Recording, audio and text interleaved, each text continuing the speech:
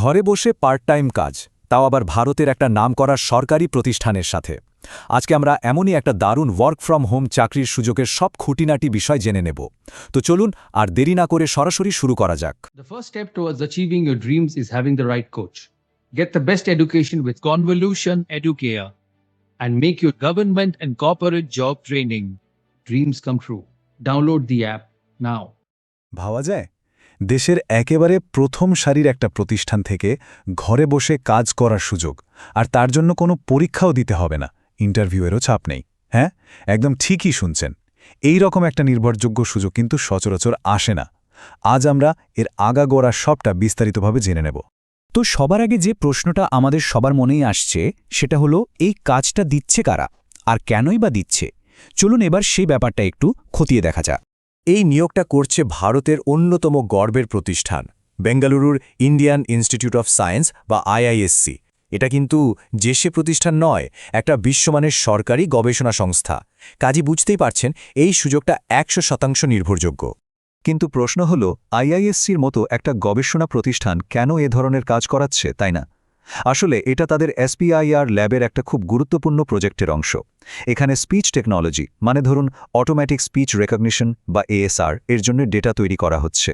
তার মানে এই কাজটা কিন্তু শুধু সাধারণ ডেটা এন্ট্রি নয়, বরং একটা আধুনিক টেকনোলজিকে আরও উন্নত করার কাজে সরাসরি সাহায্য করা। আচ্ছা, প্রতিষ্ঠানটা যে আসল সে বিষয়ে তো আর কোনো সন্দেহ নেই। এবার তাহলে কাজের কথায় আসা যাক। এই পদে ঠিক কি করতে হবে, আর তার জন্য কি কি দক্ষতা থাকা দরকার, চলুন দেখে নিই। দেখুন, কাজটা কিন্তু বেশ সোজা। মূল দায়িত্বটা হলো কিছু অডিও রেকর্ডিং মন দিয়ে শুনতে হবে, আর তাতে যে যা কথা বলছে সেগুলো শুনে শুনে টাইপ করতে হবে, মানে যাকে বলে ট্রান্সক্রাইব করা। তবে হ্যাঁ, কিছু নির্দিষ্ট গাইডলাইন বা নিয়মকানুন মেনে চলতে হবে। আর সবচেয়ে জরুরি হলো যে উপভাষায় রেকর্ডিংটা করা, ঠিক সেই ভাষাতেই ট্রান্সক্রিপশনটা জমা দিতে হবে। এই কাজের জন্য কি খুব বড় কোনো দক্ষতার প্রয়োজন আছে? একদমই না। একেবারে সাধারণ কিছু জিনিস, যেমন বেসিক কম্পিউটার চালানো আর টাইপিং করার মতো দক্ষতা থাকলেই চলবে। এর সাথে গুগল ডক্স আর শিটস ব্যবহার করতে জানলে তো খুবই ভালো। আর সবচেয়ে বড় কথা কি জানেন? এর জন্য কোনো স্পেশাল ডিগ্রির দরকার নেই, ফলে অনেকেই কিন্তু এই সুযোগটা নিতে পারবেন। এই প্রজেক্টটা কিন্তু সব ভাষার জন্য নয়, কয়েকটা নির্দিষ্ট ভাষার উপর ফোকাস করছে। স্ক্রিনে যে তালিকাটা দেখা যাচ্ছে, একবার চোখ বুলিয়ে নিন। এখানে হিন্দি, বাংলা, মারাঠি, ভোজপুরি সহ আরও কয়েকটা ভাষা আছে। এই ভাষাগুলোর মধ্যে যে কোনো একটা যদি মাতৃভাষা হয়, তাহলেই কিন্তু আবেদন করা যাবে। আর যেহেতু এটা পুরোপুরি ঘরে বসে করার কাজ, তাই বাড়িতে মাত্র দুটো জিনিস থাকলেই হবে: একটা নিজস্ব ল্যাপটপ বা ডেস্কটপ, আর একটা ভালো স্টেবল ইন্টারনেট কানেকশন। ব্যাস, আর কিচ্ছু লাগবে না। খুবই সাধারণ ব্যাপার, তাই না? আচ্ছা, অনেক তো কথা হলো। এবার সবথেকে জরুরি প্রশ্নটায় আসি, যেটা সবারই মনে ঘুরপাক খাচ্ছে। টাকা পয়সার ব্যাপারটা কি? মানে এই কাজটা করে আয় কেমন হতে পারে? চলুন এদের পেমেন্ট সিস্টেমটা একটু ভালো করে বুঝে নেওয়া যাক। দেখুন, এদের পেমেন্টের হার কিন্তু একদম পরিষ্কার, কোনো লুকোছাপা নেই। প্রতি 1 মিনিটের অডিও সফলভাবে ট্রান্সক্রাইব করার জন্য পাওয়া যাবে 30 টাকা। এবার এই টেবিলটা একটু দেখুন, তাহলেই আয়ের সম্ভাবনাটা একেবারে জলের মতো পরিষ্কার হয়ে যাবে।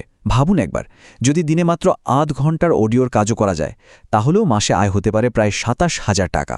আর যদি দিনে 1 ঘন্টা সময় দেওয়া যায়, তাহলে তো আয়ের অঙ্কটা বেড়ে দাঁড়াচ্ছে 54,000 টাকা। দারুণ ব্যাপার, তাই না? আচ্ছা, আগেই তো বললাম যে কোনো পরীক্ষা বা ইন্টারভিউ নেই। তাহলে প্রশ্ন হলো, এত আবেদনকারীর মধ্যে থেকে যোগ্য প্রার্থী বাঁচবে কিভাবে? এদের সিলেকশন প্রসেসটা কিন্তু একটু অন্যরকম, তবে বেশ কাজের। চলুন সেটাই এবার জেনে নেওয়া যাক। প্রসেসটা খুব সহজ। মোট 4টে ধাপ আছে। প্রথমে অনলাইনে আবেদন জমা দিতে হবে। এরপর একটা ছোট স্যাম্পল কাজ বা পাইলট টাস্ক করতে দেওয়া হবে, মানে আসল কাজের একটা ছোট নমুনা। সেই টাস্কটা কেমনভাবে করা হচ্ছে তার ওপর ভিত্তি করে কিন্তু ফাইনাল সিলেকশন হবে। তার মানে এখানে পুঁথিগত বিদ্যার চেয়ে আসল কাজের দক্ষতাই বড় কথা। এই যে পাইলট টাস্কের কথা বলা হলো, এটা যে কতটা গুরুত্বপূর্ণ তা বোঝানোর জন্য এই লাইনটা সরাসরি ওদের অফিসিয়াল নোটিফিকেশন থেকেই নেওয়া। দেখুন, এখানে পরিষ্কার বলা আছে যে আগ্রহী প্রার্থীকে একটা পাইলট টাস্ক করতে হবে, এবং সেই কাজটা যদি সন্তোষজনক হয়, একমাত্র তাহলেই তাকে চাকরির জন্য বেছে নেওয়া হবে। তাহলে প্রশ্ন হলো, কারা কারা আবেদন করতে পারবেন?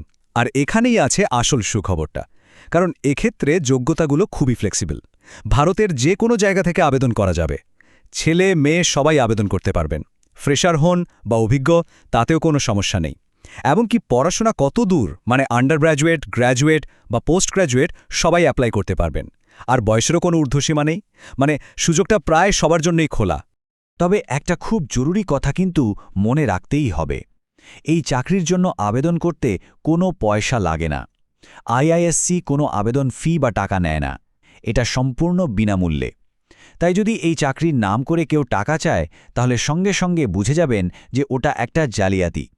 এই ধরনের ফাঁদ থেকে অবশ্যই সাবধানে থাকতে হবে। আবেদন করার পদ্ধতিটাও কিন্তু বেশ সোজা। ওদের যে অফিসিয়াল পিডিএফ নোটিফিকেশন আছে সেখানেই ক্লিক হিয়ার টু অ্যাপ্লাই নাও বলে একটা বোতাম পাওয়া যাবে।